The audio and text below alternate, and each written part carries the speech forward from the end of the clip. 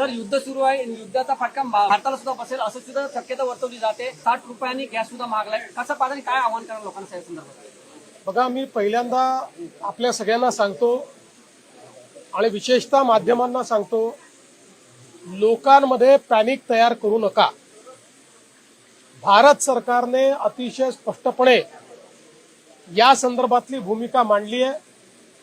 भारताच्या एनर्जी सिक्युरिटीच्या संदर्भात कशा प्रकारे मोदीजींनी पावलं उचलली आहेत ही आपल्या समोर आलेली आहेत. 2-3 दिवस झाले काही माध्यमांनी चालवून दिलं, पेट्रोल डिझेलचा तुटवडा होणार, विनाकारण मोठ्या मोठ्या रांगा पेट्रोल पंपावर आपल्याला पाहायला मिळाल्या. भारत सरकारने सांगितलं अशी कुठलीही कमतरता होणार नाही.